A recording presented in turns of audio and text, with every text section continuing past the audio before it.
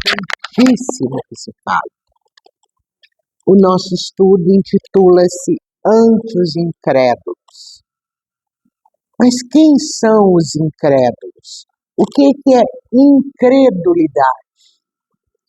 A incredulidade, gente, é o estado da pessoa que tem dificuldade em acreditar ou se convencer facilmente de algo. É a falta de fé, a descrença em relação a um fato, uma ideia ou uma crença religiosa. Então, olha, nós temos aqui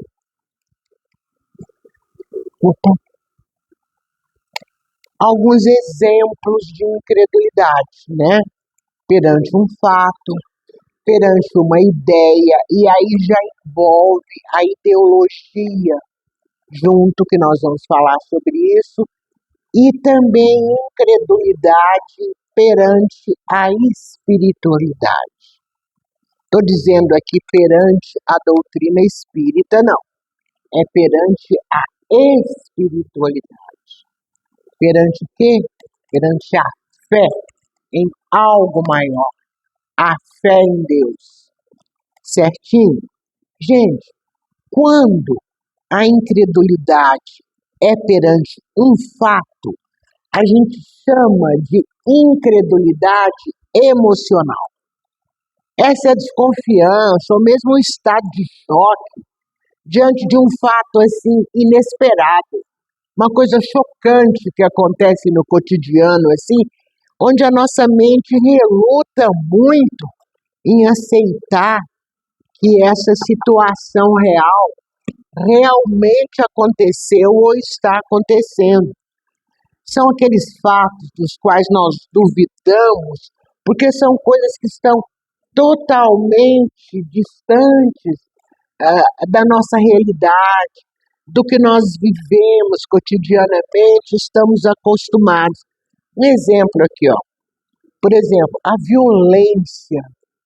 violência dos homicídios que nós estamos vendo todos os dias, bastando abrir uma rede social ou ligar uma televisão, principalmente a violência contra as mulheres, o feminicídio que está graçando aí de todas as formas, de formas grotescas, inclusive com uma brutalidade terrível. Isso, às vezes a gente olha e nós não acreditamos, nós ficamos incrédulos diante disso, não é? E também a atitude de políticos e religiosos de todas as denominações, cujas ações não condizem com o que eles dizem e propagam nas redes sociais. Não é? Isso nos causa o quê? Desconfiança. E da desconfiança vem a incredulidade. Agora, esse tipo de incredulidade é uma incredulidade legítima. É um tipo de incredulidade legítima. Por quê? Porque nasce da desconfiança, nasce do choque, nasce do horror que algumas situações nos causam todos os dias. O segundo exemplo é quando a incredulidade vem de uma ideia que geralmente está envolvida em uma ideologia. Isso é o que nós chamamos de incredulidade cética. Vem do ceticismo. O que é o ceticismo? O ceticismo é a dúvida. Mas ceticismo não é apenas a dúvida. Ceticismo, gente, foi uma escola filosófica que foi criada na Grécia Antiga por uma pessoa chamada Pirro de Elis, não é? E essa corrente filosófica, ela traz uma atitude mental que tem uma característica essencial, é a dúvida sistemática. O que é a dúvida sistemática? É o sistema, duvidar de tudo, tudo. É um questionamento sobre verdades que já estão estabelecidas e ao mesmo tempo a descrença de que o homem, o ser humano, ele possa ter certezas reais e confiáveis, não é? E essa escola do ceticismo, ela influencia o pensamento crítico e a ciência até os dias atuais. É aquela postura que nós vemos sempre aí, né, de questionar e duvidar de informações ou experiências que possuem evidências claras ou que possuem provas concretas. A gente gosta de dar exemplo trazendo para a nossa atualidade. Então, um exemplo da incredulidade cética que nós temos agora, que todo mundo vai entender, é a questão do detergente P, né, gente? O negócio é o seguinte: é um detergente que teve um único lote que a Anvisa recolheu porque tem bactérias. Tá, até aí ok, tudo bem. Vamos duvidar da existência das bactérias? Não, porque a Anvisa está aí para isso mesmo. Mas o que aconteceu? Existem vários dos nossos irmãos que, por questões ideológicas, que não nos cabe tocar agora, mas sem qualquer conhecimento científico, estão tomando atitudes bizarras para desacreditar a ciência. E isso pode trazer o quê, gente? Pode trazer problemas ao nosso corpo, porque se existem bactérias, então vamos há muito tempo. Mas o lote 1 dele eu não compro mais, eu comecei a comprar outro. Não me interessa se é por A, por B ou por C. Mas, quando nós não fazemos isso, fazemos o que tem sido feito aí, que a gente está vendo, nós estamos com a incredulidade cética, que ela é ilegítima, porque ela decorre do quê, gente? Do desconhecimento sobre aquele assunto que está sendo tratado, aliado a ideologias que tendem a desacreditar tudo aquilo que não cabe na nossa crença. E as nossas crenças, quando temos a incredulidade cética, elas também não têm nenhum embasamento, né? E por último, nós temos aqui a incredulidade perante a espiritualidade, perante a fé, que é essa que nos interessa no estudo de hoje.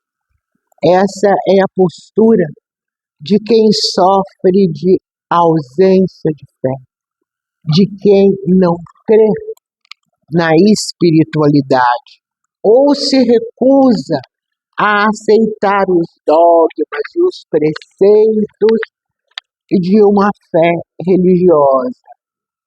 Isso aí também por muitos é chamado de ateísmo, né? Essa incredulidade, gente, nós vamos falar sobre ela. Que segundo a doutrina espírita cristã, ela é também totalmente ilegítima. E nós veremos agora por quê. Lá no Evangelho segundo o Espiritismo, no capítulo 7, o primeiro item do capítulo é uma frase de Jesus, onde ele diz: bem-aventurados os pobres de espírito, porque é deles o reino dos céus. Gente, essa é a grande questão quando nós falamos dos incrédulos. Porque os incrédulos confundem pobreza de espírito com ignorância e zombam, criticam essa frase do Senhor. Mas eles fazem isso por quê, gente? Por orgulho, por soberba e por ignorância. Porque não aceitam o fato que foi a presença de Jesus entre nós da forma como ela correu, não aceitam a ideia que ele nos trouxe, que foi a ideia da boa nova, trazida pelo Espírito da verdade, trazida pelo seu evangelho do amor e do perdão, e muito menos a nova crença espiritual que ele nos mostrou e que foi complementado pelo advento do Espiritismo cristão.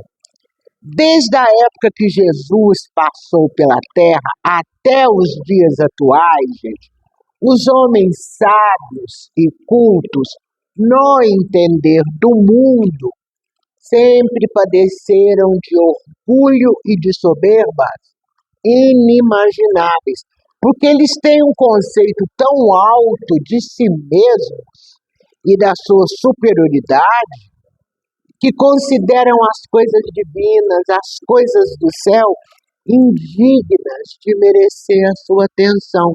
Isso a gente vê até hoje, né? Porque não existe nada, gente, para deixar a nossa proximidade com a fé, com a espiritualidade maior do que o orgulho e a soberba, né? Os sábios, eles concentram sobre si mesmos os seus olhares. E por isso eles não podem elevar os olhos até Deus. O orgulho e a soberba faz com que eles se revoltem com a ideia de que exista alguma coisa acima de si mesmos, alguma coisa acima da qual eles não possam se colocar. Por quê? Porque isso os faria descer do pedestal, né, onde eles mesmos se colocaram. E por isso, eles, desde aquela época até hoje, lançam um sorriso de desprezo para tudo aquilo que não pertence ao mundo ideal deles, né, que é um mundo visível e totalmente tangível. E essa atitude os torna também o quê? Ignorantes. E isso é tudo que eles não admitem ser. Né? Por quê? Porque Jesus, quando ele disse essa frase aqui, ó, bem-aventurados os pobres de espírito, Jesus chamou de pobres de espíritos aqueles que eram humildes, ou seja, aquelas pessoas que se humilhavam perante Deus e não se consideravam superiores aos outros, não se consideravam superiores a ninguém. E os incrédulos são os orgulhosos, são os soberbos, os vaidosos do saber e do poder mundano. E se julgam até hoje muito prudentes, porque negavam e negam até hoje, muitas vezes, a existência de Deus, negam a fé, ou no mínimo querem tratar Deus, sabe de que forma? De igual para igual. Esses são os soberbos, são os incrédulos. Porque na antiguidade, até os dias de hoje, aquele que era chamado de doutor era sinônimo de sábio. Por isso é que Deus sempre deixou para os sábios as pesquisas sobre os eventos e segredos da humanidade, terrenos, e colocou para aqueles humildes, mostrou a eles as verdades do plano espiritual, as verdades da fé. Por isso que ele diz aqui, ó, bem-aventurados os pobres de espírito, porque é deles o reino dos céus. Quando ele diz é deles o reino dos céus, ele está dizendo que para termos acesso ao reino da verdade, do amor, nós temos que ser humildes. E a humildade vem na rota contrária. É o contrário do que, gente? Do orgulho. E, portanto, é o contrário da incredulidade. Né? Isso que acontecia na época que o Senhor Jesus esteve aqui, acontece até hoje com o quê? Com as verdades trazidas pelo Espiritismo cristão, com as verdades trazidas para nós por Allan Kardec. Alguns incrédulos ficam até admirados de por que os espíritos não se esforçam tanto para convencer os incrédulos das verdades espirituais. Eles fazem isso pela mesma razão que Jesus também o fez, né? Eles preferem os humildes de coração, porque esses procuram a espiritualidade, procuram a fé de boa fé, com humildade, ao, ao, ao passo que os orgulhosos e soberbos que se tornam incrédulos já acham que estão de posse de toda a luz do mundo e não precisam de outra luz. E acham também que Deus deveria, sabe o quê? Até se dar por muito feliz em atraí-los para si. E de que forma eles acham que Deus deveria atraí-los para si? Provando que é para que Deus provasse a existência para eles, porque eles são tão poderosos que seria o quê? Aumentaria, digamos, o status de Deus tê-los. Olha até onde vai o orgulho e a soberba de alguém que vive longe da fé. É muito triste isso, né? Então, gente, vamos tentar ser pobres de espíritos no sentido que Deus pediu, tentar ser humildes, porque só assim nós vamos conhecer a verdadeira felicidade que Jesus nos mostrou, ficando também bem longe da incredulidade, porque os incrédulos são cegos, eles tateiam na sombra que vem do seu cérebro, porque o cérebro de um incrédulo está totalmente mergulhado na incompreensão. É uma situação triste, não é? Uma situação sofrida. E não cabe a nós agravar os padecimentos deles com palavras amargas e nem com julgamentos. Emmanuel, lá no livro Seara dos Médicos, diz assim, ó, diante deles, nossos irmãos que se tresmalharam na incredulidade, desdobremos a tolerância e a caridade, multiplicando as obras da educação e os valores espontâneos do bem, porque toda criatura que nega a paternidade de Deus e recusa admitir a existência da própria alma, porque se você está negando a paternidade de Deus, você está negando a sua própria alma, que nós sabemos que alma é o quê? É o espírito encarnado, certo? Então, se recusa a admitir a existência da própria alma, está carecendo de socorro no hospital da oração e no abrigo do bom exemplo, né? Então, isso cabe a quem? Cabe a nós, não é? Mas, gente, o que acontece?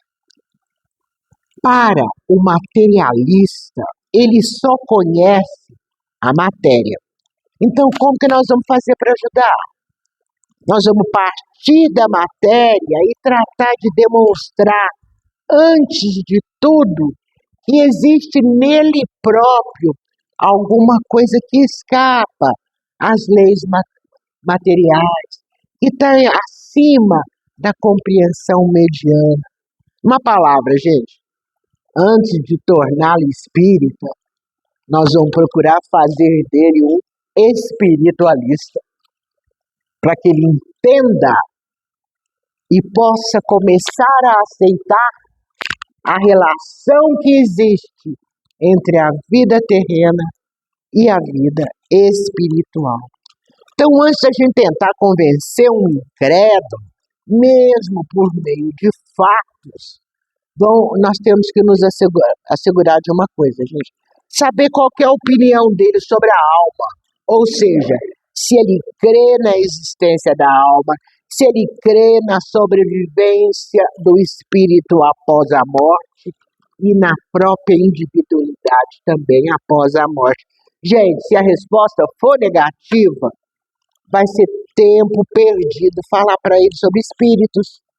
Então é por isso que nós não devemos querer, aquele meu amigo, ele não acredita em nada, mas eu vou trazer ele aqui para o centro, eu vou tornar ele um espírita. Vamos não, não vou não. A gente primeiro tem que mostrar para ele o que existe além do que ele crê.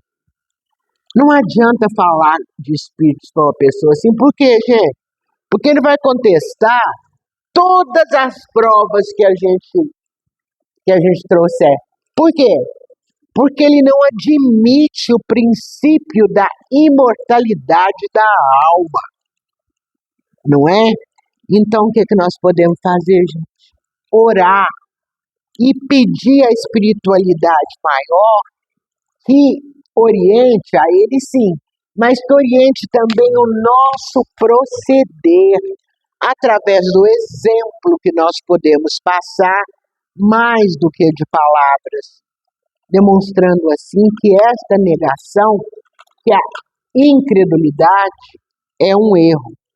Mas, gente, para que a gente possa identificar a incredulidade nos nossos irmãos de rota terrestre e poder auxiliá-los a sair dessa escuridão, não é?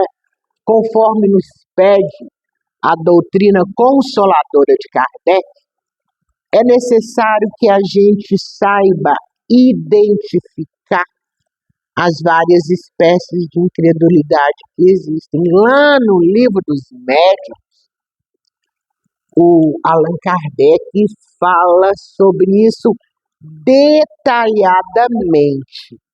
Só que nós vamos apenas dar um resumo disso.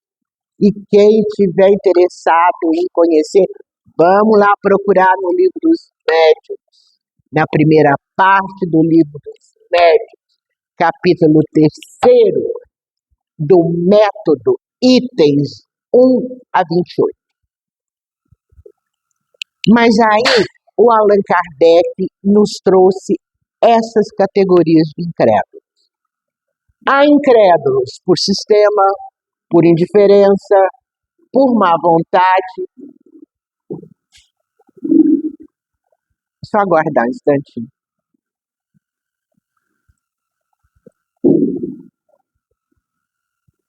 Obrigado.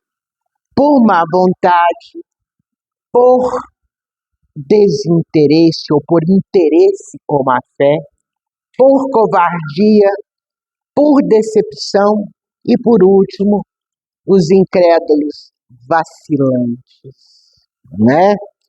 Então, gente, vamos estudar rapidamente cada um deles.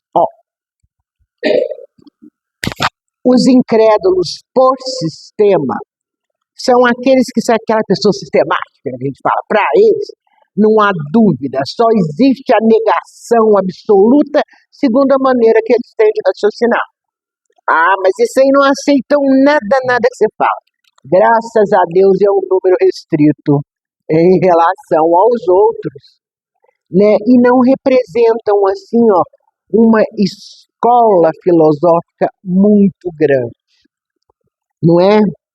E nós, gente, não precisamos nem falar muito sobre os efeitos deploráveis que resultariam para a ordem social do planeta se esse tipo de incrédulo fosse extremamente numeroso, não é? A maioria fica obstinada naquela opinião, por quê? Por orgulho, e acha que deve manter aquela atitude por amor próprio. Persistem nela, apesar de todas as provas contrárias, só porque não querem ficar por baixo.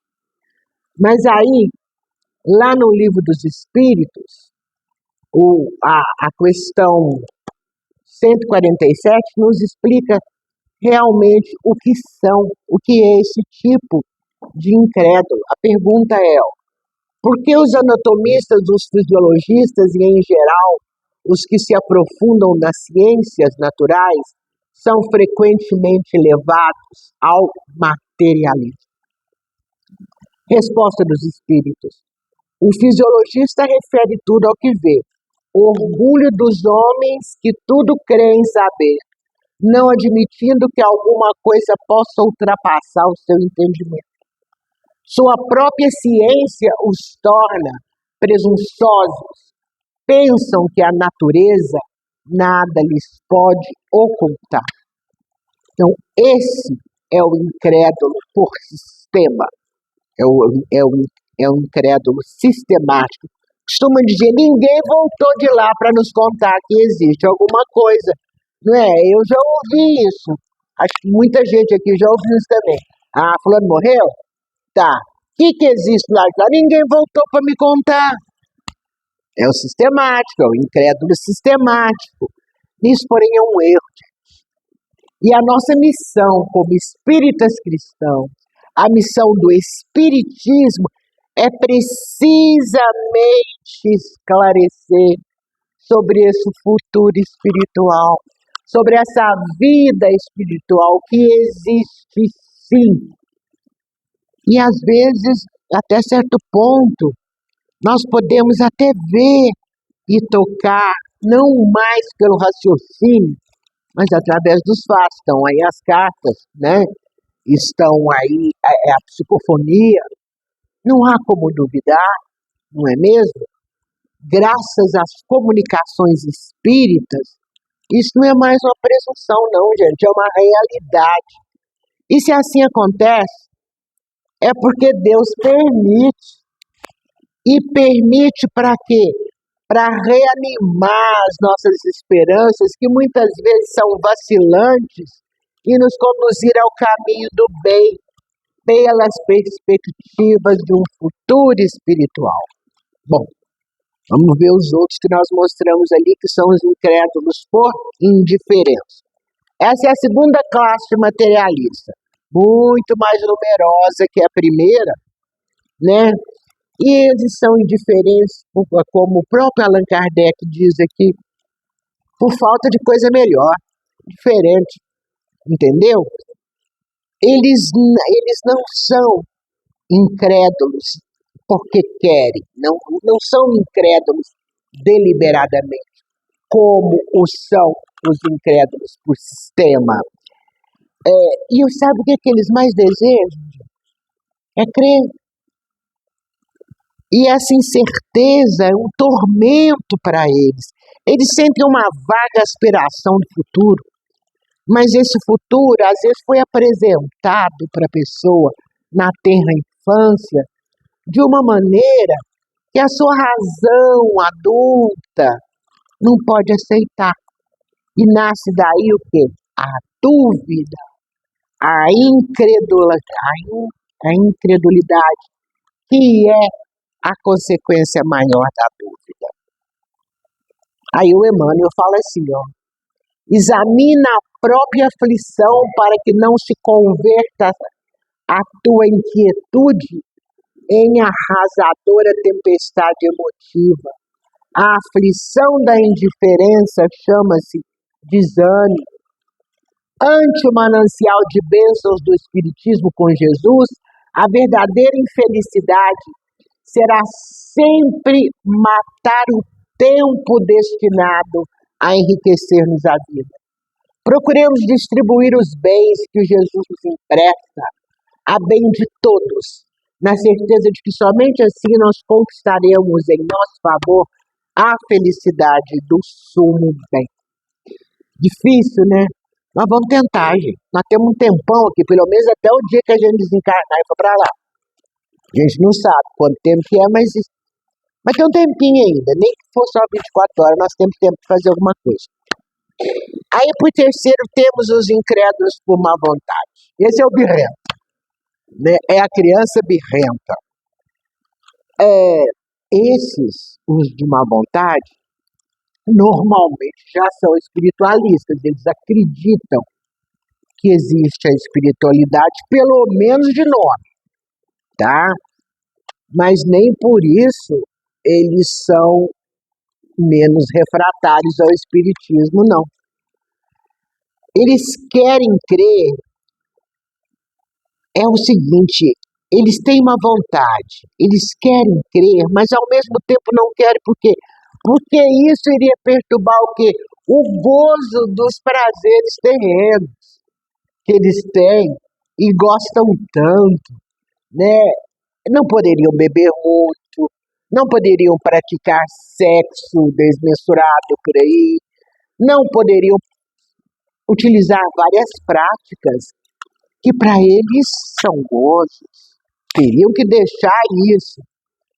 Então eles temem encontrar a condenação do que eles fizeram, a condenação do seu egoísmo, da sua ambição e das vaidades humanas que lhes trazem tanto prazer. Então eles fecham os olhos para não ver e tapam os ouvidos para não ouvir. Mas Jesus disse, né? Quem tem ouvido de ouvir, ouça. Ouvidos, todo mundo possui. Mas nós encontramos ouvidos superficiais por toda parte. Às vezes até os nossos próprios ouvidos são superficiais também, né? E sobre isso, Emmanuel diz: se desejas, porém, sublimar as possibilidades de acústica da própria alma, ouvir, estuda e reflete, pondera e auxilia fraternalmente, e terás contigo os ouvidos de ouvir a que se reportava Jesus, criando em si mesmo o entendimento para assimilação da eterna sabedoria. Está lá no livro Palavras de Vida Eterna, que é uma psicografia de Francisco Xavier, e nós temos ele aqui. Quem quiser ler, pode pegar, levar e ler. A literatura espírita cristã é maravilhosa, sabe? E depois nós temos aqui os incrédulos interesseiros. Esse bichinho é terrível. Esse bichinho é terrível. Porque eles sabem muito bem o que existe de certo no espiritismo, mas o condenam assim ostensivamente por motivos de interesse pessoal. O materialista radical, aquele primeiro lá que nós falamos, ele se engana, mas ele tem pelo menos a desculpa da boa fé dele em relação ao que ele acredita. Mais dia ou menos dia, a espiritualidade poderá corrigindo, provando-lhe o erro. Mas o incrédulo e interesseiro não. Porque ele tem uma determinação contra a qual qualquer argumento vai bater no muro. Só o tempo vai se encarregar de abrir os seus olhos e lhe mostrar, normalmente à custa de muito sofrimento, onde estavam os seus verdadeiros interesses. Não é? Aí o Emmanuel, gente, você já viu que eu gosto muito de citar o Emmanuel, né? Lá no livro Fonte Viva, o Emmanuel responde a isso dizendo assim: em todos os passos da luta humana, encontramos a virtude rodeada de vícios e o conhecimento dignificante quase sufocado pelos espinhos da ignorância, porque, infelizmente, cada um de nós, de modo geral, vive à procura do eu mesmo. Entretanto, graças à bondade de Deus, o sofrimento e a morte nos surpreendem na experiência do corpo e além dele, além da morte, nós aprenderemos pouco a pouco a buscar o que pertence a Jesus em favor da nossa verdadeira felicidade dentro da glória de viver. Terminando aqui, gente, também, nós temos aqui então, já falamos disso, os incrédulos por covardia. Os incrédulos por covardia são aqueles que só terão a coragem de aceitar e dizer que aceitaram, não é? A fé na espiritualidade maior, seja ela por qualquer credo religioso. Estamos dizendo fé espírita, estamos dizendo fé na espiritualidade maior, só se eles tiverem certeza absoluta que não vão ser prejudicados de forma alguma. Aí sim. E aí também nós temos dentro dessa faixa aqui os incrédulos por escrúpulo religioso, Esses, assim, quando querem acreditar na espiritualidade, às vezes vêm de uma outra crença muito fechada.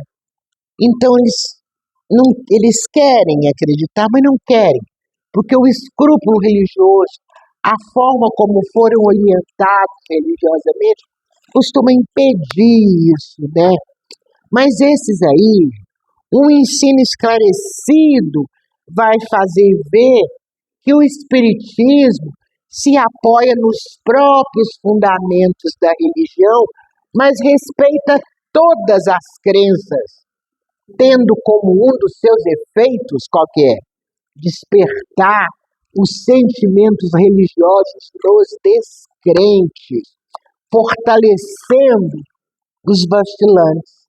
E aí nessa categoria entram também os incrédulos por orgulho, por espírito de contradição, por negligência, por leviandade, todos eles. E o Emmanuel fala aqui da covardia também. Examina a própria aflição para que não se converta a tua inquietude em arrasadora tempestade. Já falamos isso. Os corações unidos no sumo bem, contudo, sabem que suportar as aflições menores da estrada e evitar as aflições maiores da vida e conseguem receber e acumular em si mesmos os talentos de amor e paz conservados por Jesus aos sofredores da terra, quando pronunciou no monte a divina promessa: bem-aventurados os aflitos. E nós temos também aqui, finalizando, os incrédulos por decepção. Aí é triste. O incrédulo por decepção é aquele que teve muita fé, independente do credo religioso que ele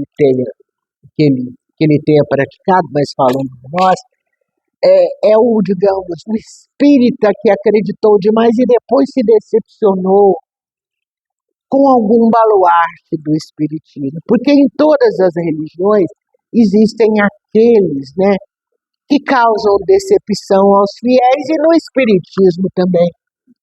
Vez por outra, algum espírito que foi mandado para cá com uma missão maravilhosa sucumbe, né? Sucumbe a vários sentimentos negativos.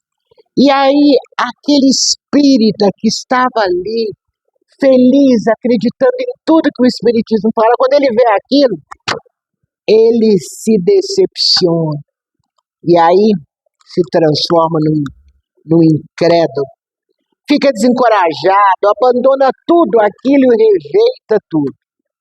É como se ele negasse a fé por se sentir enganado. Isso ocorre entre todas as religiões, conforme já dissemos. E por último, nós temos aqui o incrédulo vacilante, que é uma classe muito mais numerosa. Às vezes a gente até entra neles, né? É a mais numerosa de todas. Eles não são realmente opositores do espiritismo. Eles apenas são vacilantes, vacilam. São espiritualistas por princípio. Na sua maioria tem uma intuição profunda das ideias espíritas e desejam algo que às vezes não se consegue definir.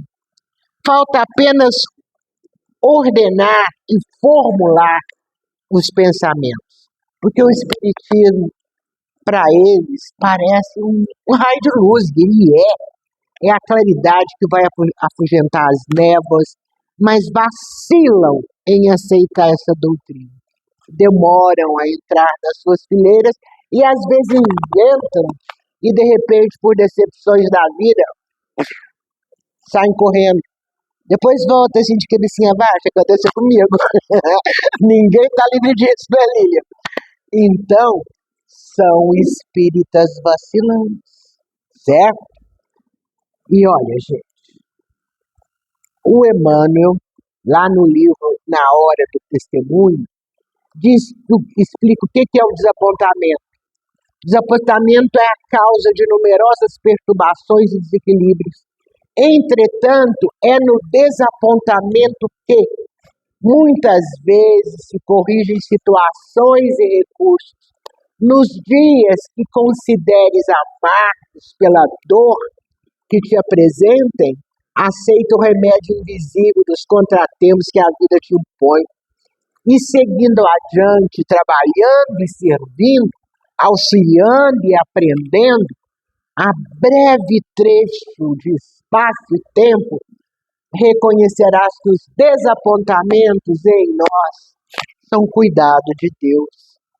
Não é? Então, depois disso tudo, finalizando o nosso estudo, como será que nós podemos auxiliar os nossos irmãos incrédulos? Nos preparando moral, intelectual e espiritualmente, porque é a preparação. E por preparação a gente entende aqui, ó, estudo, transformação de valores morais e a competência para isso que só nos dá o quê? O conhecimento doutrinário. Porque essa preparação é que vai permitir que a gente execute as tarefas que nos foram designadas pela espiritualidade e que possamos auxiliar aqueles que estão distantes de Deus. Inclusive, quando entre essas tarefas está o apoio aos irmãos incrédulos. Nós só vamos poder fazer isso quando estivermos prontos. Só assim poderemos ajudar. Deus auxilia, Deus utiliza as pessoas como instrumento de auxílio. E o trabalho chega no momento certo para o aprendizado e para a evolução, conforme dizia André Luiz. Quando o servidor está pronto, o serviço aparece. André Luiz disse isso lá no livro Nosso Lar. E que Deus nos abençoe a todos. Agradecemos a atenção de todos os irmãos encarnados e desencarnados. Gratidão a todos. Até a próxima.